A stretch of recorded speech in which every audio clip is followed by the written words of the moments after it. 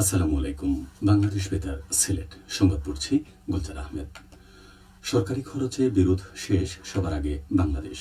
এই প্রতিপাদ্যকে সামনে রেখে সারা দেশের মতো সিলেটেও আজ পালিত হচ্ছে জাতীয় আইনগত সহায়তা দিবস।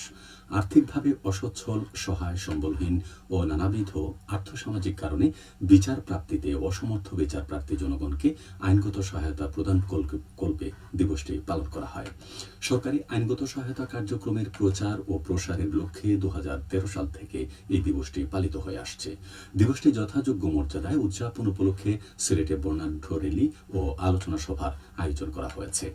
বাংলাদেশের আইনগত সহায়তা অধিদপ্তরের সিলেট জেলা লিগ্যাল এইড কমিটির উদ্যোগে আজ জেলা জজ আদালত প্রাঙ্গণে এ কর্মসূচি অনুষ্ঠিত হয়।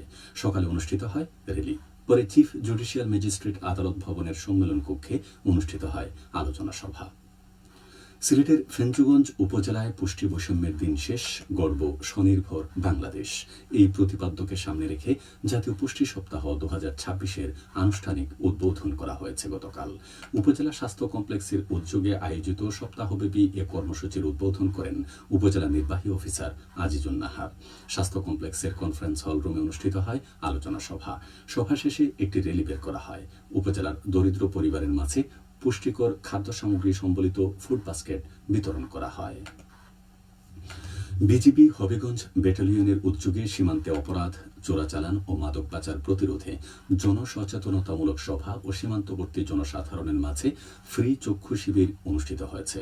গতকাল হবিগঞ্জের চুনারুঘাট উপজেলার বাল্লা সীমান্তের বাল্লা রেল স্টেশন মাঠে এ অনুষ্ঠান অনুষ্ঠিত হয়।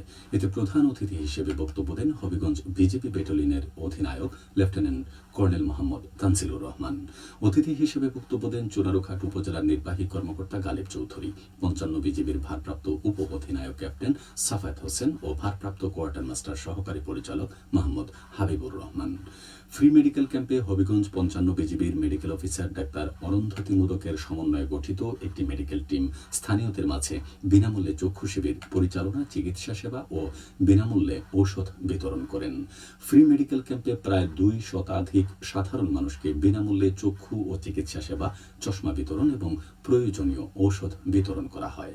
এ সময় স্বল্পমূল্যে ছানি অপারেশনের জন্য লায়ন্স ক্লাব, জাসপোস আধুনিক চক্ষু হাসপাতাল হবিগঞ্জের তত্ত্বাবধানে পরবর্তীতে দ্রুত চিকিৎসা সেবার টোকেন দেয়া হয়।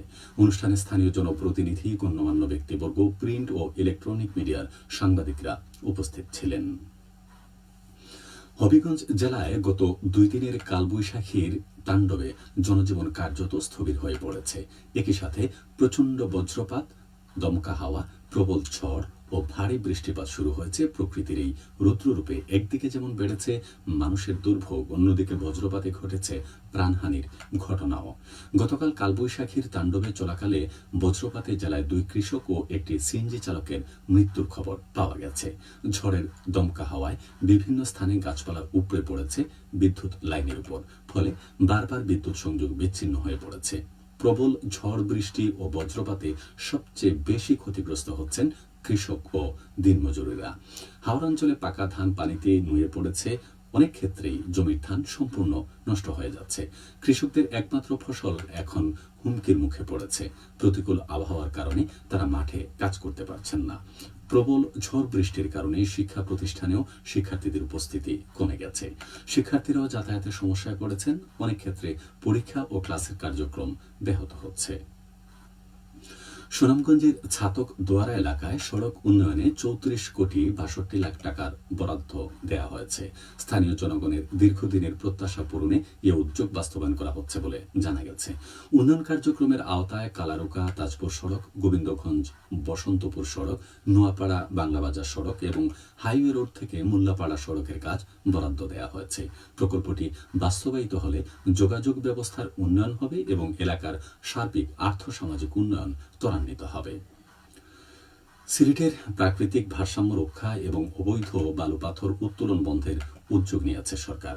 কোম্পানীগঞ্জ উপজেলার পর্যটন কেন্দ্র সাদা পাথর ও শাহ আরেফিন টিলা সহ জেলার কয়েকটি এলাকাকে পরিবেশগত সংকটাপূর্ণ এলাকা হিসেবে ঘোষণার প্রক্রিয়া শুরু হয়েছে।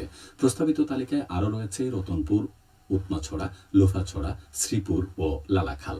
দীর্ঘদিন ধরে এসব এলাকায় যান্ত্রিক ও অবৈধভাবে বালু পাথর উত্তোলনের ফলে পরিবেশ ও জীববৈচিত্র্য হুমকির সম্মুখীন হয়েছে। এছাড়া শাহ আরেফিন টিলার বিস্তীর্ণ এলাকা পাহাড় কেটে ক্ষতিগ্রস্ত করা হয়েছে। ক্রীড়া প্রতিভা অন্বেষণ কার্যক্রম নতুন করে স্পোর্টস কর্মসূচিতে অংশ নিতে সিলেট জেলার 13টি উপজেলা ও সিটি কর্পোরেশন এলাকা থেকে অনলাইনে আবেদন শেষ হয়েছে।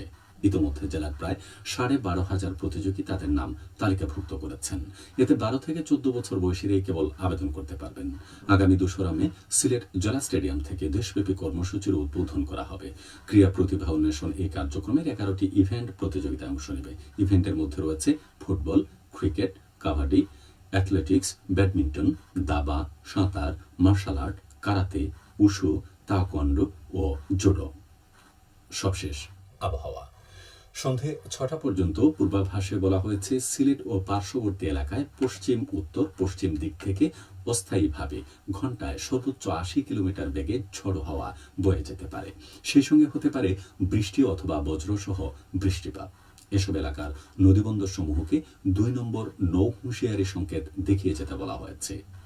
আজ সিলেটে সূর্যোদয় হয়েছে 5টা 19 এবং সূর্য অস্ত যাবে সন্ধে 6টা 20। সংবাদ শেষ হলো।